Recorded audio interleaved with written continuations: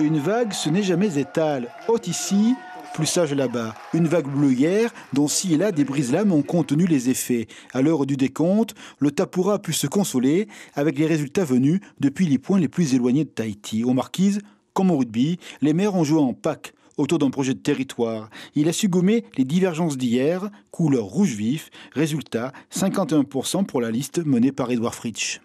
J'aurais espéré mieux, c'est normal. Mais il y a quand même une trentaine de pourcents d'abstention. Donc on fera de notre mieux pour le deuxième tour.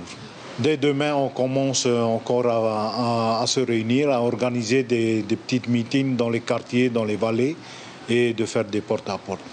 Un constat. Dans certaines îles, la notion de fief a encore un sens, surtout quand celui-ci a été façonné à longueur de décennies.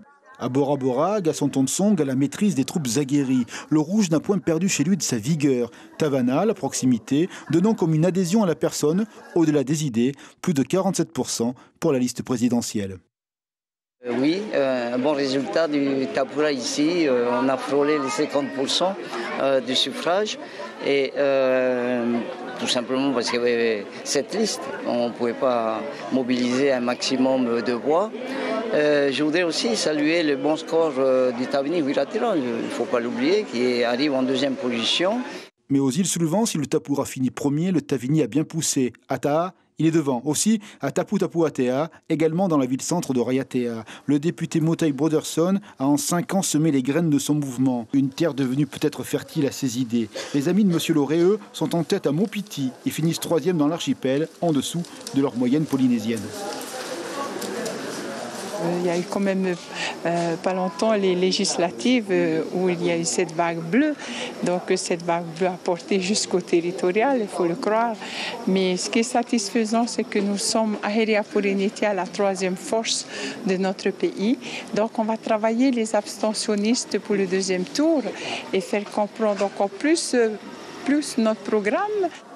Alors le contrôle des mairies a servi au Tapura, certes, mais pas comme au temps jadis. Les électeurs, à certains endroits, s'émancipent des tutelles municipales. Exemple, à Rangiroa, où le Tavini passe en tête, les militants seraient un tantinet surpris. On attendait un peu ça. Sur Awatoru, Tiputa, mais on est un peu déçus sur Awatoru. Alors le 2e tour va arriver. Est-ce que vous avez déjà commencé à travailler sur ce 2e tour ? Oui, pour le moment, on est déjà en contact avec les amis des autres communes. On est en train de voir qu'est-ce qu'on doit faire. Et je pense qu'on va travailler encore. Dès aujourd'hui, candidats et militants ont repris le terrain. C'est le seul moyen en politique de gonfler une vague ou bien de la surpasser. L'information en continu sur Polynésie la première, Internet et réseaux sociaux.